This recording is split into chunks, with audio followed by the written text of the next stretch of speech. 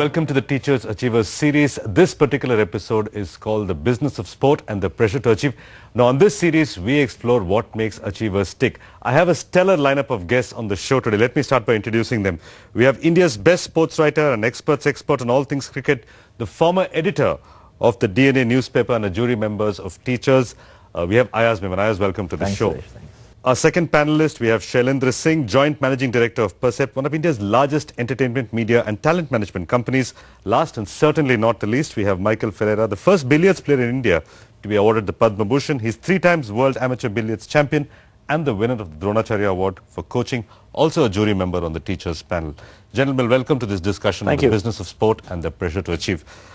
Ayaz, let me start with you. 1.2 billion people, lots of poverty, we have a plethora of problems in India. No housing, job scarcity, we have Naxal violence, a million different ways to spend our money. Why should the government spend any money on sport? Well, in a sense, yes, I think there should be a greater involvement of the private sector, and I think public-private partnership is the way to go in the future, especially in creation of infrastructure.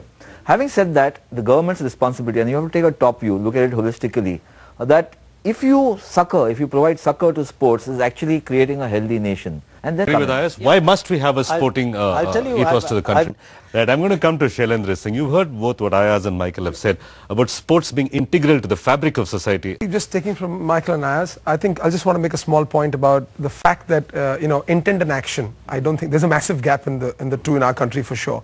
If you look at Australia, it's a designed nation, and they designed and they programmed the country with the sporting agenda. So they had a business plan in sport, Australia, and they succeeded. Is the core of it business, or is the core of it what Michael No, what happens is a politician, or you say the CEO of India, okay, he has to have a business plan for the country, okay. Therefore, they realize that sports brings tourism, sport uplifts economy, sport brings pride. And therefore, you see Australians, they became super confident nation in the last 15 years. They had 11 world titles and so on and so forth, okay. South Africa, crazy example. You see a movie called Invictus. I've been saying this. Some politician has to watch that, for God's sake. It's Nelson Mandela's true story. 1995, he walked out of the prison, became a president. He used rugby.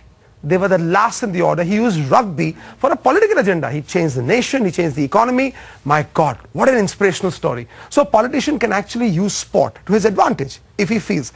We are the youngest nation, okay? We're the youngest nation in the world. Okay, youth is on our side.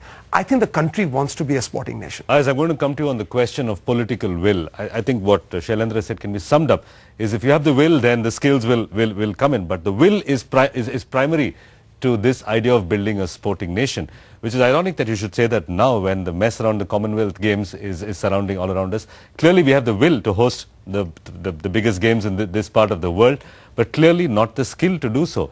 How can we pull off Asiad in '82 and struggle with Commonwealth Games in 2010? What is fundamentally wrong with sports/political administration in the country? Well, I think what we've developed is ambition to do big things on a big scale because the economy has grown and now it's the done thing. Everybody wants to be in the limelight. I don't think we've got the skills, but I don't think we've got, we've messed around the governance of such projects. Where does this change start? It seems like a vicious cycle that cannot be broken. I heard one of Michael's interviews, and he mentioned this point very, very strongly, and that was the fact that I think obviously we lack passion, but that, put aside, I think the wrong people are doing the wrong job. I mean, for God's sake, I mean, like does Mr. Kalmadi really know sport? How to manage I think he's sport? a great politician. He's a legendary politician. But does he have sport in his heart? Does he really want to make India a sporting nation? Does Mr. Gill really have the passion and the know-how to actually run sports for this country? We don't know. I think the wrong people are doing the wrong job. These people are fantastic politicians and maybe possibly reasonable administrators. So would you say that's the starting point to fix the mess that Indian sports is in? And then the qualification, for God's sake. Put the right people for the right job. See, private bodies like the IPL make an equal mess of the sport, be it financial or be it over commercialization. If the government is unable to do it, private bodies are unable to do it, who will fix Indian sport? Looking after a sports ministry, for goodness sake, how is it going to happen? You've got to have it welling up from inside you. Yeah, the passion for sport. So, Shailendra, I'm going to come to you for a reaction on the same thing. We keep hearing about athletes from around the world, whether that's drug abuse. I mean, they're into you deep down.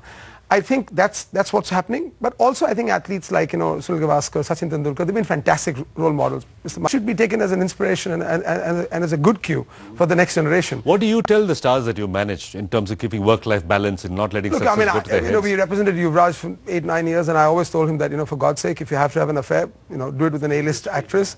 Stop this B and C. It doesn't fit your image. And so yeah, we do advise that. I think. And if you don't get caught. Yeah, but you're known by the company that you keep. So if you want to lead India, look like a leader, for God's sake. Yes, we do have these discussions, and they're very important because every athlete, a superstar, has 3 different personalities. A, they're the athlete, then they're the brand, and then the human being.